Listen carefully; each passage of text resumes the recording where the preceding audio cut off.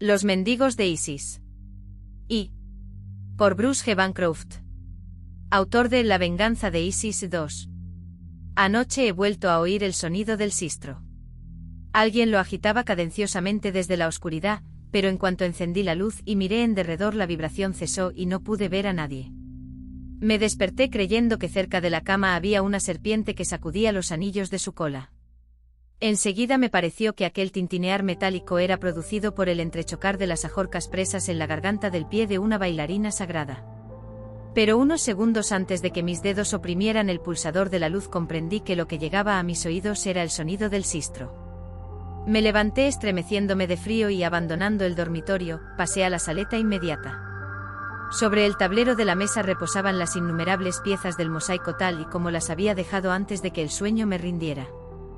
Sé que si algún día logro recomponer la figura oculta y diseminada entre los incontables pedazos alcanzaré la paz que me fue arrebatada en las riberas del gran río, junto a las ruinas de Dar el Sakar. Asterisco.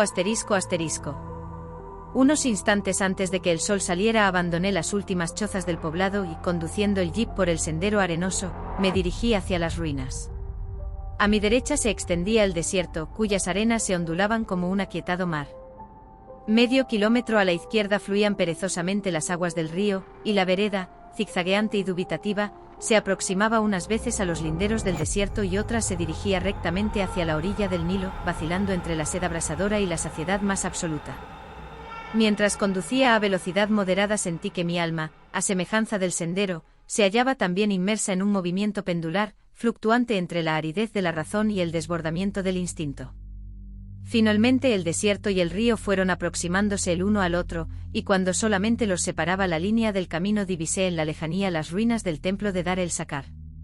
Abandoné el vehículo un centenar de metros antes de llegar y recorrí el resto del camino a pie, temeroso de que el ruido del motor ahogara el crepitar de la roca. Salió el sol y una suave brisa recorrió la llanura de este a oeste.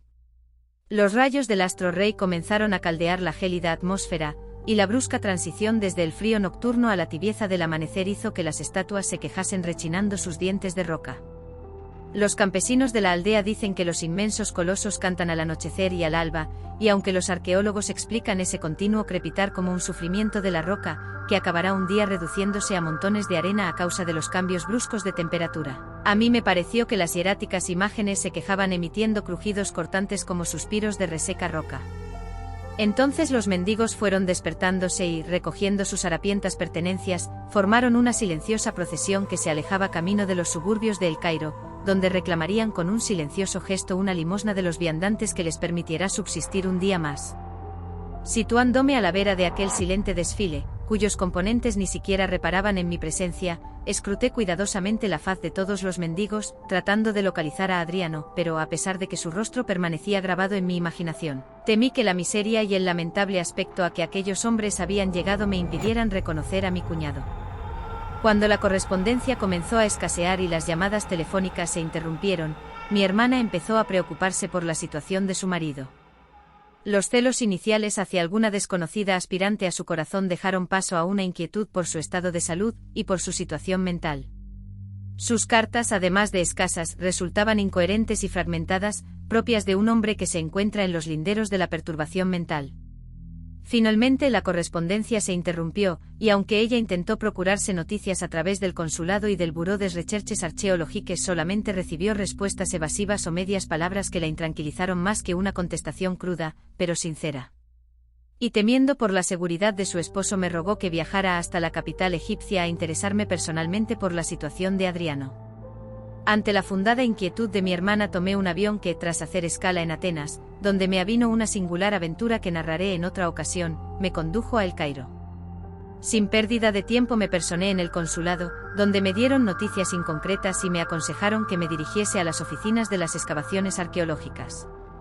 Allí me topé con otro muro de silencio y, pese a que una secretaria dejó escapar algo acerca de los mendigos de Isis, no pude obtener otra información, por lo que, juzgando que lo más acertado era investigar por mi cuenta, abandoné la capital y me instalé en una aldea cercana a Dar el Sakar, donde debería hallarse el cuartel general de las excavaciones de aquella zona. Aunque a pocos kilómetros de los suburbios de la capital, las gentes de aquella aldea, campesinos en su mayoría, continuaban viviendo de un modo arcaico y tradicional, y gracias a las crecidas del río, antiquísimo padre de la zona, y a los trabajos de excavación, subsistían sin necesidad de otro tipo de recursos. Apenas puse el pie en la aldea y con la ayuda de un comerciante con el que me entendía en francés, me enteré de que Adriano formaba ya parte del inmenso grupo de pordioseros conocido como los mendigos de Isis.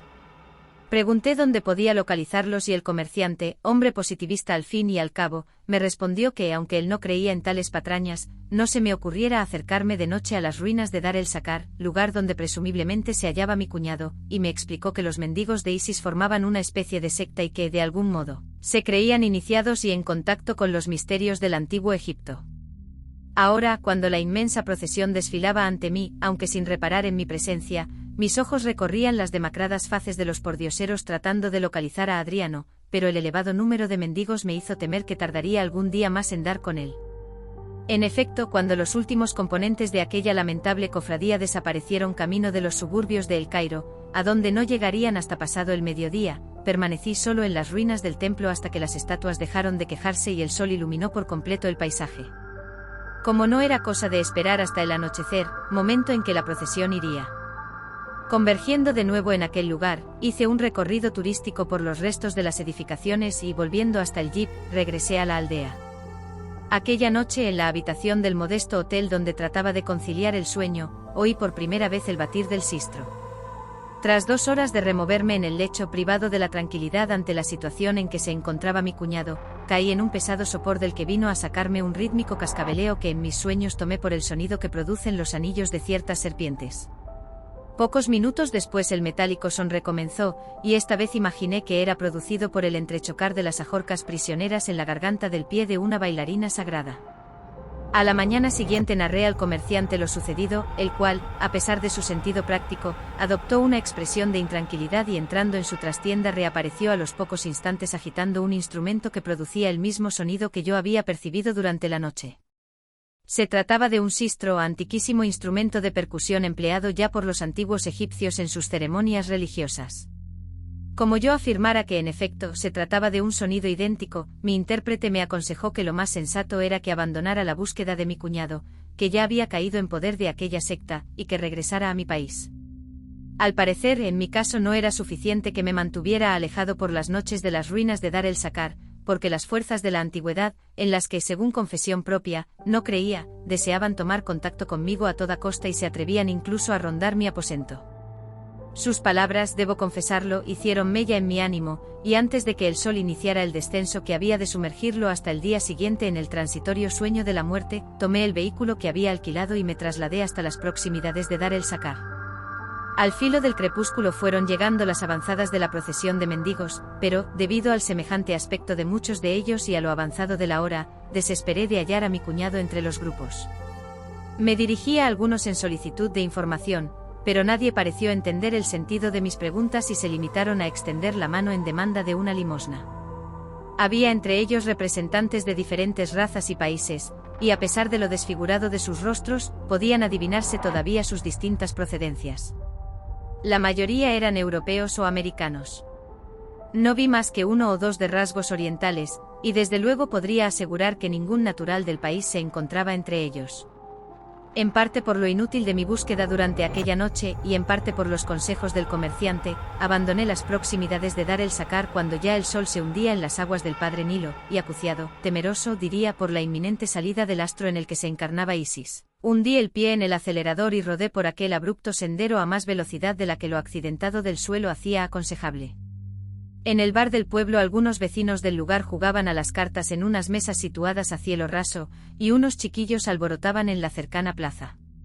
Una vez que conseguí alejarlos como todas las tardes, merced al reparto de algunas monedas, me senté en una de las mesas y solicité del camarero, que era el dueño del local al mismo tiempo, que me sirviera un refresco. Algunos de los jugadores de naipes me miraron distraídamente, y uno de los que no participaban en el juego se acercó donde yo me encontraba y me saludó en una mezcla de inglés y francés, jerga aprendida sin duda mientras trabajaba de peón en las excavaciones patrocinadas por científicos de diversas nacionalidades.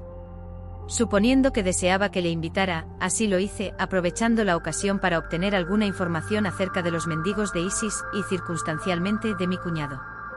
Pero apenas había iniciado la dificultosa conversación y mencionado el tema que me interesaba, cuando la faz del lugareño se alteró y, diciendo algo en árabe que no comprendí, señaló la luna con los ojos y se retiró sin consumir la bebida a la que le había invitado. Aquella noche tuve un sueño intranquilo y colmado de pesadillas. Alguien a quien la oscuridad me impedía ver agitaba el sistro desde uno de los rincones de mi habitación. El suelo estaba cubierto de serpientes que se retorcían atormentadamente, y muy lejos creí percibir las evoluciones de una bailarina sagrada. De pronto, superponiéndose al sonido del sistro, un murmullo fue elevándose desde algún lugar subterráneo. Una monótona melopea pronunciada por gargantas condenadas por siempre a la desesperación. Presté atención a las palabras cansinamente pronunciadas y escuché, dentro de lo que era posible comprender, la siguiente retahíla. No cometí ningún fraude contra los hombres, no atormenté a la viuda, no mentí ante el tribunal, no conozco la mala fe, no hice nada prohibido, no hice padecer hambre, no hice llorar, no maté, no ordené la traición, no sustraje los panes de los templos, no robé las tortas de ofrendas a los dioses, no alteré las medidas de los cereales, no usurpé en los campos, no cacé con red las aves divinas, no pesqué los peces sagrados de sus estanques. Soy puro, soy puro, soy puro. Al despertarme comprendí que aquello que había llegado a mis oídos durante la noche era un fragmento del libro de los muertos. Rápidamente, después de tomar un endiablado té en el bar de la fonda, me dirigí hacia las ruinas de Dar el-Sakar. El sol ya había salido y la procesión de mendigos comenzaba a abandonar las proximidades del templo. Situándome en un recodo del camino, desde donde podía contemplar el paso de aquellos desgraciados sin ser visto por ellos, me dediqué a la ardua tarea de intentar localizar a mi cuñado. En más de una ocasión abandoné momentáneamente mi refugio, creyendo haberle reconocido, pero tras avanzar unos pasos en dirección a uno de aquellos hombres, volvía a mi primitiva posición decepcionado por el error. Finalmente le vi.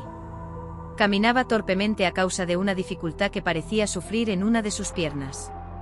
Su larga barba y su descuidado cabello ocultaban la casi totalidad de su rostro, y su cuerpo estaba cubierto por mugrientos harapos. Al hombro portaba una especie de bolsa o zurrón y colgado de esta por medio de un cordel una escudilla metálica.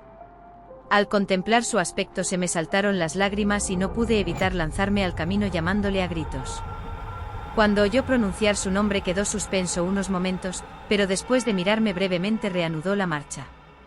Yo me situé a su lado y repetí su nombre varias veces, así como también el mío y el de su esposa. Al escuchar el nombre de Mercedes una breve luz, que solo duró un instante, iluminó sus ojos. Se dirigió hacia mí y cuando ya creía que extendía sus manos para darme un abrazo, sus palmas se abrieron suplicantes y solicitó de mi generosidad una limosna. Como yo permaneciera perplejo y entristecido, él sin dar muestras de saber quién era, y con la resignación de quien está acostumbrado a presentar su mano para recogerla vacía la mayor parte de las veces, continuó andando cansinamente y se perdió entre la multitud de pordioseros. Comprendí que sería inútil seguirle y víctima del desconsuelo, me di cuenta de que su alma ya no le pertenecía. La había ofrendado como toda aquella legión de desgraciados a algún demonio de la antigüedad. Decidido a descubrir el secreto que de aquella forma se apoderaba del espíritu de multitud de hombres, entre los que se contaba Adriano, fragué un plan que seguramente me permitiría acceder al conocimiento del misterio sin ser subyugado por él, y dispuesto a llevarlo a cabo lo más pronto posible me puse en contacto con mi amigo el comerciante que, tras unas vacilaciones iniciales, se decidió a ayudarme, siempre que yo le exonerara de cualquier responsabilidad que de lo arriesgado del proyecto pudiera deducirse. Así pues, antes del anochecer, y cuando ya los mendigos habían regresado y se aprestaban a pasar la noche muy cerca de las ruinas del templo, a la espera de quién sabe qué misterio, el comerciante y yo, ocultos por unas lomas, nos fuimos aproximando a aquel lugar, y llegados a un punto desde donde podía contemplarse a placer el antiguo santuario, le rogué que me atara fuertemente al tronco de una de las palmeras que allí había. En efecto, utilizando la cuerda que me había procurado a tal propósito, mi amigo fue ligando cuidadosamente mis miembros y mi cuerpo de manera tal que al cabo de un buen rato, no me era posible moverme ni en modo alguno desatarme. Después, y deseándome suerte con lúgubre acento, partió presuroso, pues ya se había puesto el sol y la luna se anunciaba en el horizonte por medio de un tenue resplandor. De aquella guisa, voluntariamente prisionero, permanecí durante varias horas, y ni por un momento se me pasó por la imaginación que la situación en que me hallaba me impediría huir en el caso de que fuera necesaria una veloz retirada. No sé por qué tenía la certeza de que, al igual que aquel héroe de la antigüedad griega, solo necesitaría protegerme de mí mismo e impedirme avanzar ciegamente hacia lo que con toda seguridad podría ser mi perdición. A eso de las 2 de la madrugada, cuando la luna se encontraba en el cenit, comencé a oír un murmullo procedente de los yacientes mendigos, que, convocados por algo que de momento no pude percibir, abandonaron sus miserables yacijas y se aproximaron a cierta zona de las ruinas. El desmayado resplandor lunar se hizo más fuerte y sus rayos bañaron la llanura con tal intensidad que creí que algún fenómeno cósmico de naturaleza desconocida iba a tener lugar dentro de algunos instantes. El murmullo fue cediendo el paso a un general quejido, que igual que una plegaria suplicante se elevó desde los cientos de gargantas hacia el astro nocturno, en el que parecía reunirse todo el amor y todo el horror del mundo. De pronto se escuchó un ruido subterráneo semejante al que se produce con ocasión de un seísmo y a continuación se hizo un silencio absoluto. Muy poco a poco, emergiendo de las profundidades de la tierra, comenzó a escucharse un cascabeleo metálico que no me era desconocido. El sonido del sistro se fue haciendo más nítido y sentí que al conjuro de aquella vibración se helaba la sangre en mis venas. Surgiendo como sombras demoníacas por una de las puertas que yo sabía pertenecía a una cámara ruinosa sin más salida que aquella, aparecieron 4 siluetas que al instante identifiqué como sacerdotes del antiguo Egipto debido a los atuendos con que se ataviaban. A la vista de aquellos misteriosos personajes la masa de mendigos retrocedió ligeramente. No obstante, al hacerse más claro y argentino el sonido del sistro que alguien agitaba al aproximarse a la superficie, todos ellos volvieron a sus posiciones primitivas. De sus gargantas volvió a elevarse el agónico quejido que fue transformándose en un suspirar anhelante, mientras el agitarse del sistro se oía tan cerca que me zumbaban los oídos a pesar de que me encontraba a una distancia respetable de las ruinas. En aquel momento surgió a la superficie la hija de Isis. Apareció hierática en la puerta de la cámara. La luz de la luna la envolvía en un halo al incidir sobre los sutiles velos con que cubría su cuerpo. Sus ojos, perfilados con negrísimo cul, destellaban en la semipenumbra en que los sumía su peluca de azabache. Sus labios, ligeramente entreabiertos, eran una ardiente invitación al amor más desesperado. Sus breves senos se adivinaban bajo la gasa transparente que caía en pliegues inundando sus muslos. Sus pies desnudos eran como 2 palomas en tierra blanqueados por el resplandor lunar. Uno de sus brazos se desmayaba lánguido a lo largo de su cuerpo y el otro, doblado en ángulo recto, adoptaba una postura ceremonial. El metálico sistro temblaba en su mano de nácar, y al agitarse era como si ríos de plata inundaran la noche. La hija de la luna dio un paso hacia adelante y sus ojos negrísimos se clavaron en la multitud de aquellos que por ser sus esclavos habían adoptado la condición de mendigos para el resto de sus vidas. Parecía buscar a alguien. Seguramente al afortunado que aquella noche, que no se producía sino de tarde en tarde, obtendría de ella la recompensa a su renuncia. De los pechos de todos los mendigos surgió un quejido y la mayoría de ellos elevó sus manos de forma suplicante, deseando ser el elegido, pero la misteriosa mujer, dejando resbalar su mirada sin posarla en ninguno de los que le rogaban, alzó ligeramente su rostro y miró hacia donde yo me encontraba, y acto seguido me señaló con el sistro queriendo significar que yo era el escogido. Todos los rostros se volvieron hacia mí, que presa de un furor ciego, me retorcí las manos intentando desatar las ligaduras que me ataban a la palmera. Forcejeé durante largo rato, pero mis instrucciones habían sido tan fielmente cumplidas que no pude librarme de las ataduras. Me desesperé, gemí y supliqué que me desataran, y de mis muñecas brotó la sangre al contacto con la áspera fibra de esparto que las ceñía. Finalmente lloré consternado por no poder acudir a la llamada de aquella que ya se había convertido en mi dueña, la cual, viendo la voluntaria situación en que me hallaba y las precauciones que había adoptado para no entregarme a su dominio, me lanzó una mirada satánica y, abandonando las ruinas del peristilo, se sumergió en las sombras acompañada por los sacerdotes que le habían servido de escolta. Tras unos instantes de silencio comprendí que mi situación era crítica. Los mendigos de Isis, brutalmente contrariados por la elección de su señora, la cual me había preferido sobre ellos, furiosos además porque mi obligada renuncia había provocado la ira de la aparición y su posterior desvanecimiento en las profundidades de la tierra, comenzaron a avanzar amenazadoramente hacia donde yo me encontraba. Me rodearon formando un círculo y me miraron con rencor. Entre ellos descubrí a mi cuñado, en cuyos ojos brillaba el odio más terrible. separándose de sus congéneres se fue acercando hasta donde me encontraba, y de súbito se lanzó sobre mí golpeándome salvajemente. Unos cuantos más siguieron su ejemplo y fui sometido a una paliza feroz, sin que pudiera defenderme en modo alguno. Creo que solamente debo agradecer el estar todavía con vida a las escasas fuerzas de los debilitados pordioseros. Al cabo, dejándome por muerto, emprendieron su peregrinación hacia los suburbios de El Cairo cuando ya el sol apuntaba en el horizonte. En aquel lamentable estado me encontró mi amigo el comerciante, al que debo agradecer la posterior recuperación de las heridas que cubrían mi cuerpo, aunque nada pudo hacer por la honda llaga que desde aquella noche lacera mi alma. Al cabo de una semana, ya convenientemente recuperado, me propuse hacer una visita a las ruinas de Dar el-Sakar en busca de quien desde aquella noche se había apoderado de mi ser, y a fin de preservar mi integridad decidí que me acercaría al antiguo templo al amparo de la luz del día. Puse en conocimiento de mi amigo el comerciante mi intención, y él, temeroso de que hubiera perdido el juicio y extrañado de que todavía no me hubiera unido a la miserable cofradía de mendigos, me advirtió que si la permanencia en las proximidades de Dar el-Sakar era peligrosa durante la noche, la detallada visita a los subterráneos del templo, pues tal era mi propósito, no era menos arriesgada. Afirmó también que la noche es maestra en engaños subyugantes y que la luz del día puede hacernos descubrir la verdad de los hechos, que frecuentemente es más amarga y menos amable que la ilusión que las sombras nos han proporcionado. A pesar de todo lo cual, tomando el jeep me dirigí hacia Dar el-Sakar. El río y el desierto, apenas separados por la estrecha franja del camino polvoriento, eran como las dos vertientes de lo que en adelante iba a ser mi vida, un vaivén constante entre la amargura y la aridez más extremas, y la más completa saciedad lograda al evocar el recuerdo de aquella que ya se había convertido en mi dueña. Una vez en las ruinas, y habiéndome cerciorado de que estaba solo, me aproximé con cierto temor a la puerta por donde había visto surgir y posteriormente desaparecer al misterioso cortejo. Tras el dintel no había sino una cámara ruinosa que recorrí rápidamente, permaneciendo confuso al comprobar que nada daba indicios de que tras aquellos muros hubiera algo más que arena. Pero cuando ya comenzaba a desesperar me di cuenta de que uno de los grandes bloques de piedra que constituían los muros parecía haber sido removido. Acercándome a él lo empujé suavemente y cuál no sería mi sorpresa cuando, sin mayor esfuerzo por mi parte, cedió a la leve presión de mi mano, abriéndome paso hacia una galería subterránea.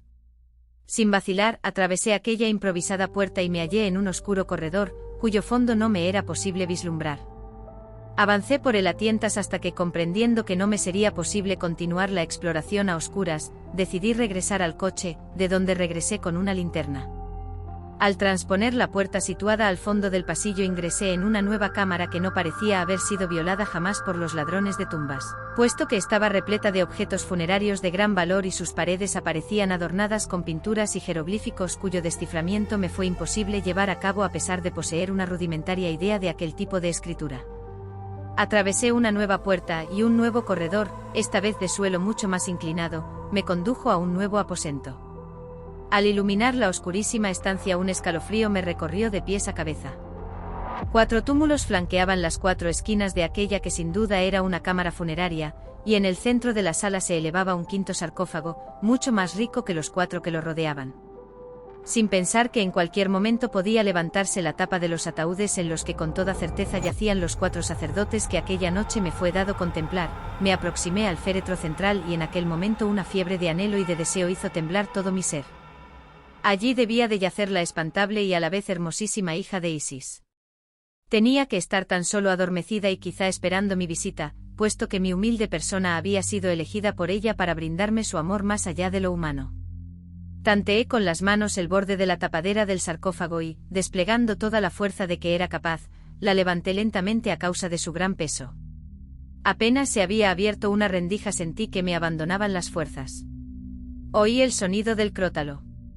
Pero sacando fuerzas de flaqueza continué levantando la tapa del sarcófago, la cual, resbalando aparatosamente, vino a caer en tierra con gran estrépito, derribando la linterna que iluminó torvamente uno de los 4 túmulos que rodeaban a aquel que yo acababa de violar. Muerto de terror y de esperanza, aturdido mi ser por el metálico sonido del sistro, me incorporé portando la linterna y lancé su haz de luz sobre el interior del ataúd. Un grito horrísono se escapó de mi garganta al ver lo que aquel sarcófago contenía. En el fondo del féretro, yaciendo sobre una cama de sinuosas serpientes que se agitaban amenazadoras, contemplé la momia más horrible que a ojos humanos le haya sido dado ver. Su rostro estaba terriblemente descompuesto y sus miembros retorcidos, como si la muerte hubiera sorprendido a aquel ser nauseabundo en una temblorosa convulsión. Su vientre y su pecho se hallaban vacíos y hundidos, y con una de sus descarnadas manos asía un metálico sistro que inopinadamente se estremeció. De pronto oí un ruido detrás de mí y comprobé, aterrado, que los 4 sarcófagos que me rodeaban estaban abriéndose. La horrenda momia se contrajo de súbito y sus vacíos ojos se abrieron, a la vez que su deprimida boca sonreía diabólicamente. El terror me paralizaba, pero al ver que unas sombras comenzaban a abandonar sus 4 sarcófagos, lanzando la linterna al suelo salí de la cámara y emprendí una loca carrera por el corredor, golpeándome contra las paredes. Corrí y corrí aterrado, rogando a Dios que el portillo por donde había entrado permaneciera todavía abierto. Tras de mí oía el ruido de grandes zancadas que se iban acercando y sentí que algo me tiraba de los cabellos, a la vez que una risa satánica se estrellaba contra los muros. Finalmente divisé un rayo de luz y, a punto de desplomarme a causa del horror, me lancé al suelo y repté por el estrecho agujero. Al salir a la luz del sol continué corriendo enloquecido, sin mirar atrás, y me lancé a una carrera suicida en el jeep, hasta que me encontré lo suficientemente lejos de las ruinas de Dar el Sakar. Deseoso de abandonar aquel lugar, y convencido de que cualquier intento para recuperar a mi cuñado resultaría inútil, hice mis maletas y a la mañana siguiente tomé en El Cairo un avión que me condujo hasta mi país.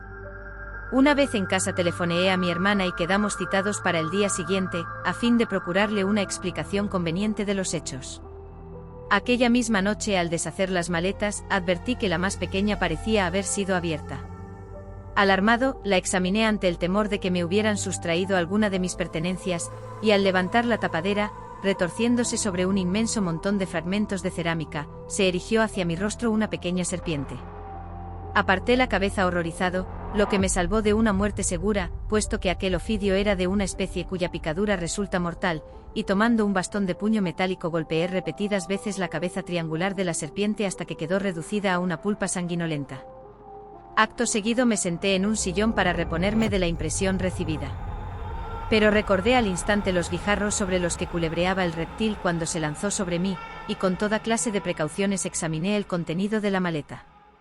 Aquello eran los fragmentos de una pintura realizada sobre una base de cerámica, probablemente la copia de un retrato muy antiguo. Lo fui examinando cuidadosamente y al punto comprendí que resultaría una ardua tarea, cuando no imposible, la reconstrucción del cuadro así despedazado, algo infinitamente más difícil que la resolución del más complicado de los puzzles. No obstante lo cual, experimenté la sensación de que allí estaba la clave de Dar el Sakar. Probablemente aquellos numerísimos fragmentos me permitirían, a juzgar por algunos indicios que creí percibir examinando varios trozos, la reconstrucción de un rostro de mujer. Con toda seguridad la tarea me llevaría varios meses, quizá años, pero supe que a la mañana siguiente comenzaría a intentarlo. Aunque me equivoqué. Tan pronto me desnudé y me introduje en la cama, volví a oír el sonido del sistro. Alguien lo agitaba cadenciosamente desde la oscuridad, pero cuando encendí la luz y miré en derredor la vibración cesó y no pude ver a nadie. Me levanté creyendo que cerca de la cama había una serpiente que sacudía los anillos de su cola. Enseguida me pareció que aquel tintinear metálico era producido por el entrechocar de las ajorcas presas en la garganta del pie de una bailarina sagrada. Pero unos segundos antes de que mis dedos oprimieran el pulsador de la luz comprendí que lo que llegaba a mis oídos era el sonido del sistro. Me levanté estremeciéndome de frío y abandonando el dormitorio pasé a una saleta inmediata. Sobre el tablero de la mesa reposaban las innumerables piezas del mosaico, tal y como las había dejado antes de que el sueño me rindiera. Sé que si algún día logro recomponer la figura oculta y diseminada entre los incontables pedazos alcanzaré la paz que me fue arrebatada en las riberas del gran río, junto a las ruinas de Dar el Sakar. Gracias por escuchar esta historia, me ayudarías mucho que dejen su like y suscríbanse al canal para no perderse los próximos vídeos. Hasta la próxima. También será un placer narrar tu historia en un vídeo, todos los nombres y lugares se modificarán para proteger a los involucrados.